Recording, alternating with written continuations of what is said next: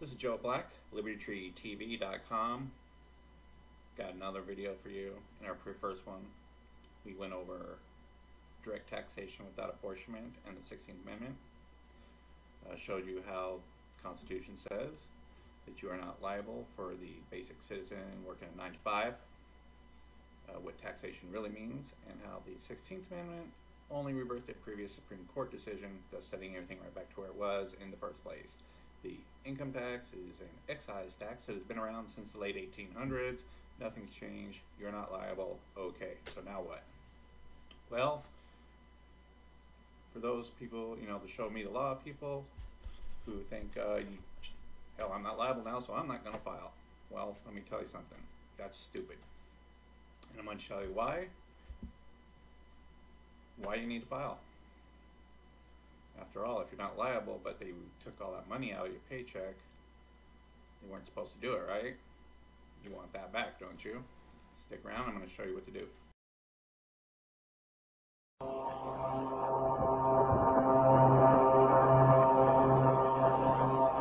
There is a storm coming! Like nothing you have ever seen! And not a one of you is prepared for it!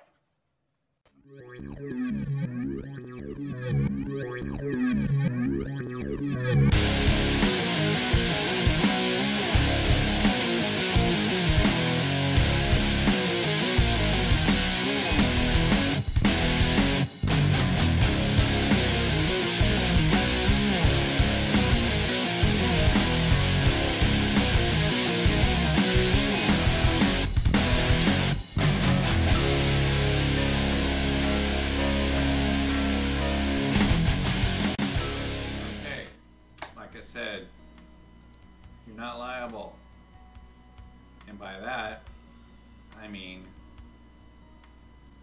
you have no income tax, taxable income. We'll have to get into probably what is taxable income later, but what I can tell you what it is not briefly. I think I went over this, but the common person, citizen who is working a 9 to 5 at the store, business, could be your own business, as long as you are not working for the government, as long as you are not in some type of privileged situation, you're not earning, say, income from rents, dividends, from property. Your only source of revenue is your 9 to 5, and that business is a private institution. Nothing special outside of that, because people can have different things coming in, different ways they make money. Some things may be taxable, some things may be not. So that's one thing we'll go over in the future, and things you'll need to learn. That's why the whole system is based on self-assessment, because only you know exactly what is and what is not. The problem is that lots of people, everybody almost, will dole out what's called information returns, W-2s and 1099s, for example. And a lot of those people are sending them out because they've been programmed by the IRS to do this when they don't have to. Therefore, when they send that W-2 to you, they also send one to the IRS, and therefore they see that and they say, oh, this guy's made all these wages, he's liable, he's got to pay. And to a certain extent that's true, because in order to generate that W-2, when you went to work at that place, first thing they do is they hand you a W-4 form, which is called a withholding allowance certificate. It literally means you gave them permission to withhold.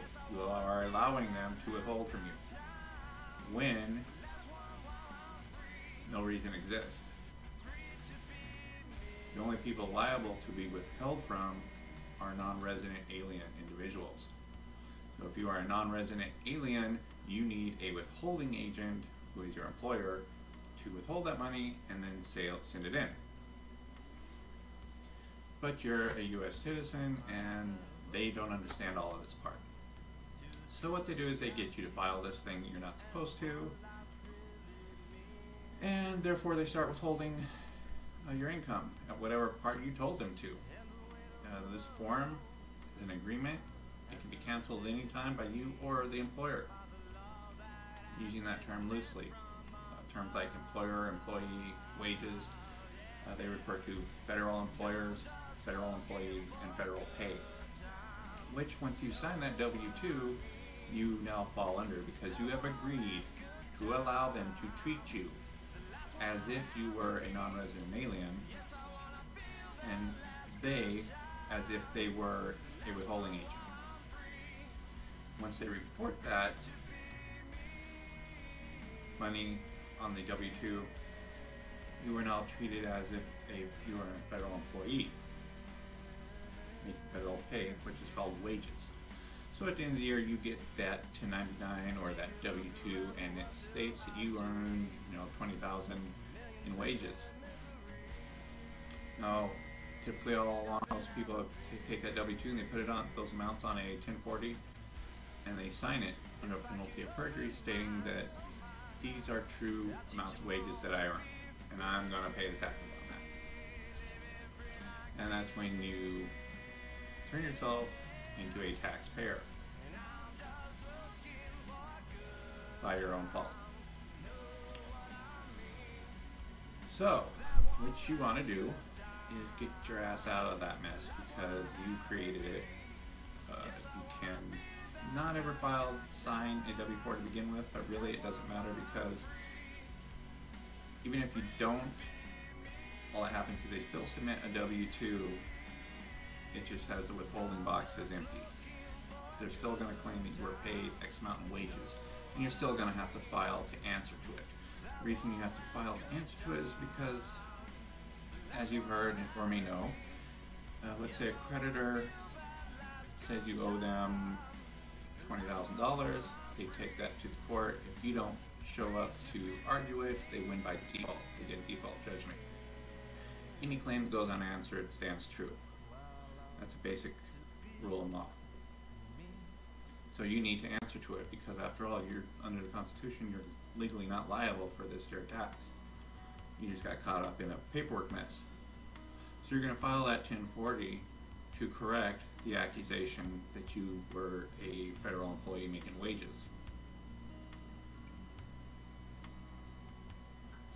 Same time, because they withheld on you when they weren't supposed to, you're also going to be filing to get a return. The 1040 is used as a return not just for taxpayers, but for anybody who needs to make a return. If you look at the instructions on the 1040, I'm not sure exactly where it says it. I'm not going to bother getting it, but it will say, even if you do not owe, you may want to file to get a return. Now, not knowing what I just told you, you might think that sounds kind of strange. Well, if I don't owe, why would I? Or if I don't have to file, why would I still file to get a return? How does that work? Well, it's pretty much telling you what I just said. There's a reason you want to use it even if you're not liable to get a return, because they withheld from you, and that's the proper use of the form. So you're going to fill that form out in a true and accurate way. You're going to put down the actual amount of wages that you earned, which may have been 0. You're going to put down the amount that was withheld, and at the end of the document, it's going to say that the money you want back is the amount that was withheld. The W-2 is incorrect, so you're not going to submit the W-2 along with it. They have a form that's called 4852, which is a substitute W-2 1099, and this is going to have true information that you're going to put on yourself, because only you can make the self-assessment. Only you know the true amount, and that word is gold. One thing you're not going to do with your 1040 is you're not going to scratch crap out. You're not going to make crazy-ass comments all over the place. You're not going to leave things undone. All you have to do is sign without prejudice, UCC 1-308, small red letter signature. That's the only thing other than what you fill out on the form that you want to write, because that's a reservation of rights. That's allowable. That's not considered frivolous, anything. That's the only thing you can write. Put in your signature and the correct amount. And that means that anything not explicitly stated in that jurat cannot be added to it. Therefore, you're not saying that I agree to be treated as a taxpayer. In addition, something you'd like to do is sign or fill out, once you learn, this is down the road, once you learn all of this stuff, I'm going to show you where to learn it all. Once you have an understanding of everything, you'll create what's called an affidavit of facts. And then you'll have that notarized and put into the public record. And that will protect you, and amongst the things it's going to state is that you do not agree to be treated as a taxpayer liable for any tax, just because you've filed a tax form of any type. So those two things are going to protect you from being misclassified and pretty much keep them from wanting to screw with you. Now, specifics of how to fill out those forms I can't tell you because that's kind of a legality thing. What you do want to do is go to losthorizons.com, get a book called Cracking the Code, and within that book,